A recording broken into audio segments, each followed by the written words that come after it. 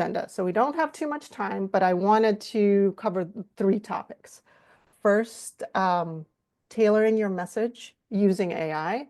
So really understanding who is in the room, what their personalities are, and what they want to get out of the conversation. Because as we all know, one of the biggest mistakes that people make is they come into a conversation focused on what they want to say versus what people want to hear and how they want to hear it. So we'll focus on that. The second one is a framework, the think, feel, do framework, and how to leverage ChatGPT, other tools to assess the PowerPoints, the presentations, the conversations you're putting out there through that framework. So you can really start to get out of your framing of what do I want to say and into the context of your audience. What do you want them to do after they have the conversation with you? And then, of course, the final one is we all have our detractors. And those are various inflections, how we show up in the world. And so how do we leverage AI to coach through that? So first, I wanted to start with the people in the room. We frequently think about the people in the room as like the CEO, the CFO, our boss, those people as the decision makers. But if we unpack who's in the room, there's actually a bunch more folks that are there that we kind of ignore. And if we do, our message falls flat. And understanding that there's advocates, skeptics, influencers, blockers in that room with us really helps us make sure that we either have the pre-conversations or address their points of view. So the person who added in the chat, the skeptic, your colleague, someone in a different department who's always doubting you, challenging your logic, they're concerned about the risk, concerned, kind of anxious about something. Why does that skeptic matter? Well, often they do spot those real gaps. And so if we kind of put them in a box and ignore them, it's harder to really make sure that we get them on our side and get them to become advocates for us. So spending the time with those folks, understanding their point of view, understanding where that perhaps skepticism or insecurity is coming from, goes a long way to already have them convinced when you get in the room, but also for you to think through all the points of view that they're trying to get out there. The influencers are frequently not in positions of power from a title perspective, but they might be the chief of staff, the executive assistant, the person in the operating lens, maybe a different person that doesn't have a formal title that you react to, but they're either well connected or trusted within the organization. So they have the conversations or those second conversations in the hallways and frequently in the places where you're not. So really understanding who those people are and leveraging AI to figure out who those are will help you pretty much get the buy-in before you walk in the room. And blockers are probably the hardest or most annoying for us. They tend to delay the decision, sometimes even quietly, so you don't even know that it's happening. And so they really block that momentum if unaddressed. So stepping back from understanding who you need to talk to, especially in large companies, will help you map out the room and map out who those people are. And we go deeper into that in the executive leadership course that I teach. But we'll do a couple of applicational pieces with GPT and other tools to understand what those personalities are. So next, we go into just messaging. So knowing your audience. What levels you up from a general presenter to one that gets the buy-in of the room is moving from what you want to say to what does the audience need to hear. And there's various frameworks around how do we get there that we go deeper into, but starting to think from the lens of the people, the audience in your room, will start to get you there as well. So some of the tools that we can use to figure that out, I will do some more applicational opportunities. So I stop sharing my screen. And I'm admitting more people into our conversation. I'm glad there's so much enthusiasm for this topic. All right, so let me share some tools for us that we can leverage. So first of all, mapping out the room. One of the tools that I found useful is a tool called Crystal. Um, and what does Crystal do? So let me share it.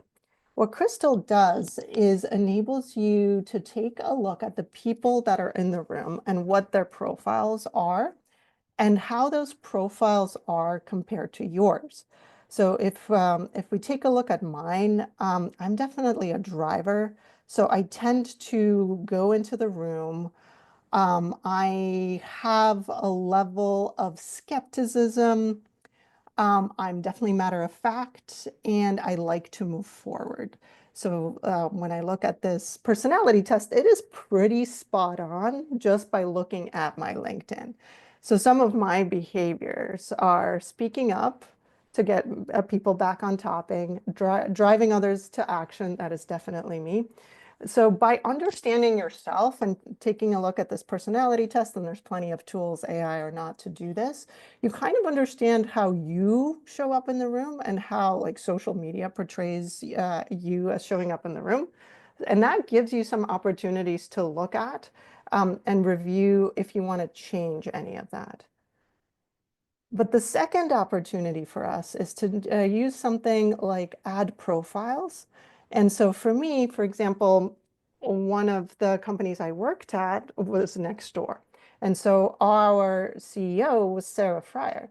So I can just go ahead into this tool and put in her URL and then figure out what her personality traits are and figure out how do those compare to mine and if they're the same. So for example, the two people I added were similar, but then when I go into the details, there's a different way that they receive information. So you can use that insight when you then position how you show up and how you interact with folks in these conversations. So I'm gonna stop sharing for another second and then go through an example of how do you then combine those profiles and combine what you want to say into um, reviewing what you're putting together. So for example, the example that I had, and I'm going to use a real example, but I'm going to use synthetic data to protect company information. So the real example for me was I was fresh in a company. The company is GoFundMe. I was to present the quarterly business review for the non-for-profit unit. So I really needed to understand what's happening in the company. I needed to understand that I am delivering my message to the director and above audience at the company. So what I did, and I'll show you a synthetic example of that, and hopefully you all came in here with opportunities you want to speak to, is I put together a presentation of the things I wanted to say. And again, of course, rookie mistake, thinking through what do I want to say, but not what do people want to hear, and we'll get through that. So what I leverage then ChatGPT for is, hey, this is the context. I'm presenting to a large audience. And the next thing I want to do is, can you give me feedback of how can I improve what I'm trying to convey so that the audience receives it? The framework that I use is the think, feel, do framework. And we cover this deeper in the course that I'm teaching in June. But basically, you start with, hey, what do you want your audience to think after they receive the information that you're projecting them? And so what I wanted the leaders at the company to perceive is, hey, this team has a lot on their plate. It is a lot of complex work. There's a lot of technical debt that the teams need to get through, but they have a clear strategy, plan, and staffing for getting to that next level and getting the strategy for the company. What I wanted them to feel is confidence in the team. So the team lacked a lot of confidence in their execution, their ability, their strategy. So what I wanted the leaders at the company to go away with is, hey, we now have a plan, we have the right staffing, we have the right leadership in place to enact what we're planning to do. And the third one is do. Okay, now I've talked at them like I'm talking at you. What did I want them to do? What I wanted them to do is connect with our team and really figure out how do go to market, how do the executive stakeholders, how do they fit in with the product and the product execution and all the deliverable opportunities that are coming to them? How do they fit in and what do they need to do now that these features are coming? Is there a matrix for this? Yes, there is. And Nazneen, what I'm going to do after this conversation is share this video, but also the Think, Feel, Do framework as well with you. So thanks for joining, but there will be a takeaway as well. So let me quickly pop just a synthetic version, of course, of what I would do and what you can do in the future. And I'll share this prompt. So open up ChatGPT, Claude, your AI of choice. This is mine. So for the QBR example, what I had is well, the prompt I just shared with you. Hey, I'm presenting the quarterly business review. Here are the executive stakeholders. There will also be their directs. And here's the presentation I'm planning to share. So what I do is add the file for my conversation. And so let me actually redo this a second because I think in scraping all the things, I removed my synthetic file, but let me see if I can find it again. And so what you do then is, let me download it. Here it is then share the presentation that you're sharing with your execs. Okay, we're back. All right. Let me admit all as well. And share with you. So here's my prompt. And I will share the prompt. And what I will then do is take my downloaded file. Here it is. And for those curious, it's metrics and various things. And so what I ask GPT, and this is way too many prompts in one, so you break this down. First, starting with kind of a self-assessment of what comes across in your presentation, then applying the Think, Feel, Do framework. But what I would do to this prompt is actually put in what you want your executive team to feel. And then the third one that you'd put in a separate prompt is what are some of the questions you should anticipate? Because I don't know about you, but whenever I get a question that I don't have an answer to, I get the sweaty palms and how do I handle this? And of course, we cover this in my class as well. But this helps you practice for some of those, so at least you have some more of those questions. And the fourth one is, how can I improve it? So let's try it. And of course, this is synthetic data, so let's see what it comes back with. But here's the top. So what comes across clearly?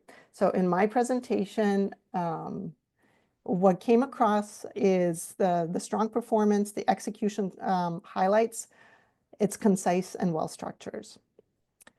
What are some of the things my executives are going to feel after reading this or after me presenting it to them?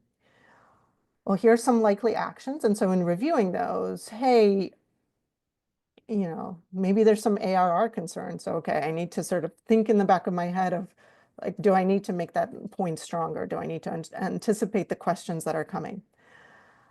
The CPTO, what is the AI engagement data? So we all know AI is big. So how do we, in the world of AI, even measure engagement? Do we really need people to stay with our product more, or is it really getting to the solutions that they need? The CMO, what is the referral pilot? So as you see, you get kind of a deeper understanding of, hey, I thought I was doing this, but in working with your AI partner, you can see that some of the way that your presentation reflects might be different than what you wanted. So really honing in on that delta to crystallize and crisp up your communication and your communication style. That's what ChatGPT is really good at. And here's, of course, an example of some questions to anticipate. The next prompts you can do is, hey, here's the question from our CEO. What's our forecast for next quarter's AIR?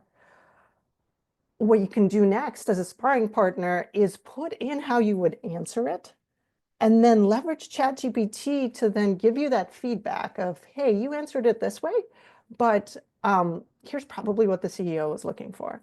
And when you combine that with the crystal data of their communication style, of their personality style, it's very probable that the way you communicate and the way that the person perceives data, they care about different things, and your delivery needs to change based on that audience. So here's the questions that can be anticipated and then how you can improve it. So here's some points then when you go through your presentation and those next revs is ways that you can improve the presentation. So let me stop sharing for a second. And so I'm thinking about this as your delivery in your presentation to other people. But some of the additional opportunities that we go through in our course is, okay, how do you then create a system for your team to do that as well? So you're not asking your PMs, your marketers to constantly use that same framework to optimize their message. Because how many of you had their team not always answer the same question? So Claire is luckily on this call. We've worked together, but she knows that I ask her the same questions. What is it? Why does it matter? When do I get it? How much is it going to cost me? So if you leverage those questions and make sure your team, the people you work with, know and anticipate the questions you're going to ask them anyways, you can make them so much more effective versus you constantly being the bottleneck and showing those asking them those same questions and wasting your time and theirs because they already know what's coming from you. So then the final set of opportunity for us, and this is a big topic and one we go deeper into, is elevating your presence and the drainers that come with how we communicate. So some of those drainers and what takes away from our communication fall into 4 categories. And so I share some of those. Some of those are vocal habits, things like uptalk. Hey, I'm talking about this. That makes you constantly sound like you're questioning stuff instead of being confident about it. But there's a bunch, nonverbal cues, how you present yourself. There's things like messaging mistakes. A lot of things I tend to notice with people that are growing in their career is over-explaining. So some of the things I work with my coaching clients is say the thing you want to say and then stop. And it's frequently really hard. That silence and filling that silence with silence is frequently really hard with people. But it's one of the things many people struggle with, and many of the things I work with people on. And then the fourth one is that mindset trap. And I don't know why I repeated it twice, but we'll go with it. So that people pleasing, that avoiding tension, that putting someone, your awkward colleague or the annoying one, in a box and not dealing with the tension that is in the room. So we all have them, not all of them, but some of them. So some of the way that you can leverage AI tools is to practice and to practice with not a real person, but with an AI whenever you need that. So a tool that's worked for me, and I'll put it in the notes that I share with you, is Udly. So here I am. I put together a minute conversation about this lightning lesson. And what Udly did is gave me some of the strength. It was a very high level overview. So it told me that I was enthusiastic and clear. But then, I didn't have much detail because frankly, I didn't. And I did have a lot of overgeneralized language, right? So okay, I can pay attention to that. And then it can also give me other ones or points that I can focus on so that I can really hone in on my messaging and figure out how I can apply that going forward. It also gives me follow-up questions. So when you're practicing this speech you're giving to people, you can see that there's going to be follow-up questions. And you can then use Udly to practice. So if someone, uncomfortable questions, you can get that practice here. It also goes into demeanor, how concise you are, various things. I'm an immigrant, so I'm originally Russian, so English is not my first language. I've been practicing along, but pronunciation, how do you come across? How do you enunciate? How do you stop? All of that. It helps you pick up on those so you can practice with humans after you practice with the robots. So those are the big ones I wanted to share, wanted to pop into the chat. There's definitely a lot of feedback. Is the attachment just a list of leadable metrics, or does it have some narrative to it too, Ash? I will go through the full presentation, what we shared, and add narrative and use cases of when do you use the various tools. Is this practice software? I'm not sure, Dina, which one you were talking about, but Yodlee is practice software that's helpful to me. And Nazneen, you were going to ask about mapping for the Think, Feel, Do framework or something else? All right, you let me know in the chat. But before we go, if you have any further questions, drop them in the chat. This is a very short snippet of AI tools that can be used to improve your executive presence. Thanks for that. And so the next cohort for the executive presence course where we cover go-to-market, financial acumen, executive presence, and influence starts in June. Let me pop in those details. And if you want to sign up, I would love to share the information with you. And I'm popping in a code for you, LIGHT, so that you can get 20% off for that course, because we go a lot deeper into all of these tools and how to leverage them to really move from the position you're in and really provide additional opportunity and influence within the company. So thank you very much. Let me know if you have further questions and we can go through them.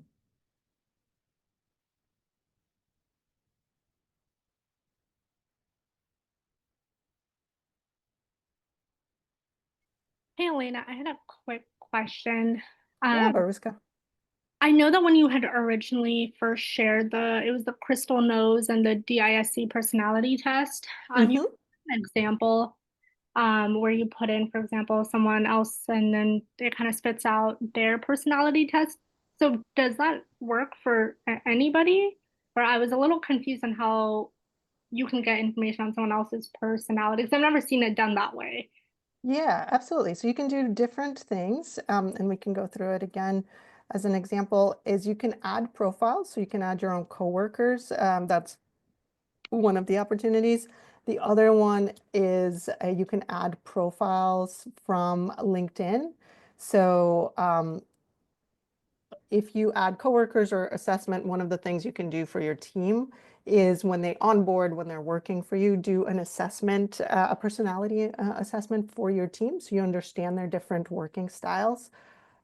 You can also, if you're selling, if you're communicating with external stakeholders, you can add their LinkedIn URLs and add those too.